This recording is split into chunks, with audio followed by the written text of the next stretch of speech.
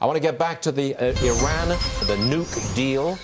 I think it's falling apart because Senator Chuck Schumer opposes the deal. He's going to lead the Democrats in the Senate next year, and Harry Reid retires. His vote against this deal is very, very important. And the reactions from Schumer's colleagues are now coming in. Look at this from Republican Congressman Lee Zeldin. It's good that he came out against the deal. There are more congressional Democrats who need to come out against the deal. And it's one thing to be opposed to it, and it's another to start advocating with colleagues. This is a bad deal for America, and we need those leaders to actually speak up, not just say they're coming out against it, but spend the next month or so talking to colleagues as well. Well, obviously, Lee Zeldin there welcoming the support from his side of the aisle for what Charles Schumer has just done. Charlie Gasparino is here.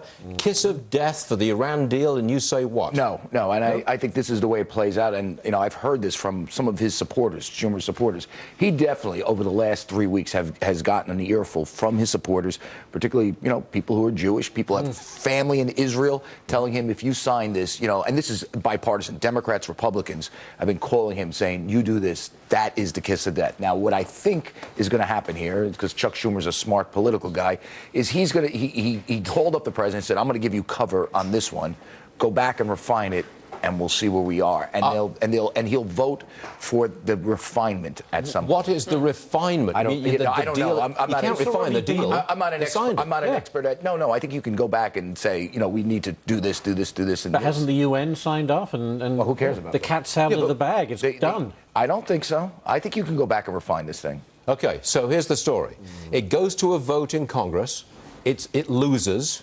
Which it will. The president says, I'm going to veto it. It goes back to Congress. Who knows what's going to happen? Who knows? You think they refine it? Yeah. Who knows if he has with Schumer now out, opposing it, he may not have a veto-proof majority. I mean, he may not be able to veto it. So I'm just saying. Who cares about refinement if he doesn't have a veto-proof majority? It's done. Right. So you don't think he can get another bite at the apple here? I don't know. I'm saying that maybe Schumer starts to collapse. I've heard that theory. I've heard the theory that people like Schumer will come back on the refinement and vote for it. Well, that they'll tweak it, they'll give him some assurances, and so he can say, "Look, I oppose this deal because I agree." But ultimately, it goes. Is there a deadline? Could they delay it until the next president?